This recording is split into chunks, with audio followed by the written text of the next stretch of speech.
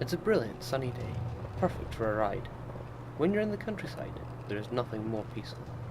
But what happens when you take your bike into the city? It can be a whole different story.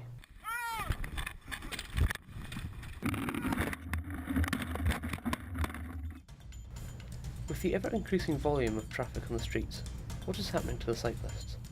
Are they just being forced off the road by inconsiderate and unaware drivers? For those who can't or don't drive, and for those who are trying to be more eco-friendly, what choices do they have when drivers are so disinterested in sharing the roads with the cyclists? Something has to be done, but what? Alistair Burgess is a keen cyclist in Glasgow. He has some interesting views from a cyclist's perspective. In the city, I've been cycling, this is my third year in Glasgow. I got my bike soon after getting here. I use my bike to get to uni and go to hockey training in the West End. I had one crash where I went through a big pothole that pretty much destroyed my rear wheel.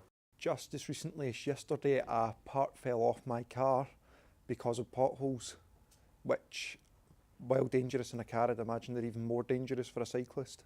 This is just one of the major issues, and it's only getting worse with the oscillating weather and poor upkeep. But what else is there that's causing problems?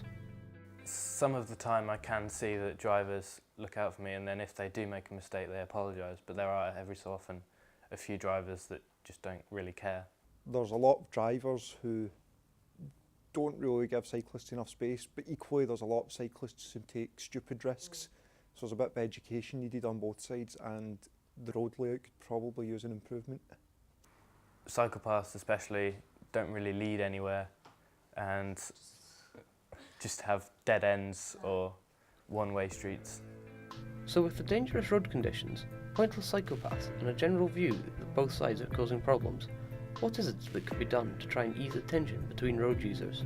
Perhaps the main cause of all these issues are the road layouts, so maybe it's the councils that we should be looking to try and resolve them. People need to try and slow down and stop rushing so that neither is acting dangerously towards the other. For instance, a car shouldn't be overtaking a cyclist going towards a red light.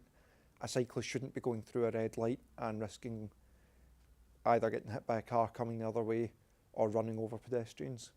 I think that's a big problem. Even if you're cycling along at 30 miles an hour at the 30 mile an hour speed limit, everyone seems to want to get in front of you. I really do feel that cyclists, as part of this, should be subject to the same kind of rules that motorists are, in that they should have to sit probably just a theory test. And again, for the safety of pedestrians, I believe they should have third-party insurance, the same that you need to drive a car.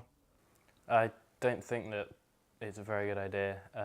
Tests for cyclists wouldn't go down well with the majority of people, since you can get a bike for quite cheap just to get to uni. With the idea that cyclists should be getting lessons and licences in order to cycle on the roads, what should be happening to the drivers? Should there be a change to the driving lessons to highlight the importance of being aware of cyclists?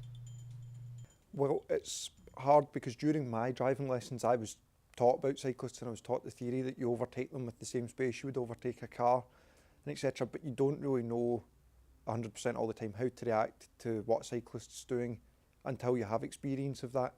And the time that your driving lessons and passing your tests generally take don't give you quite enough experience to know how to deal with cyclists in all situations.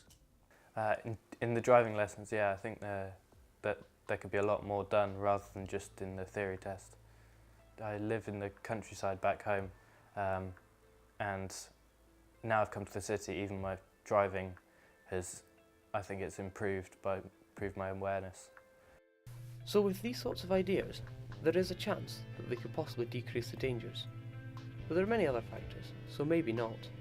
There's always going to be bad drivers and there's always going to be bad cyclists.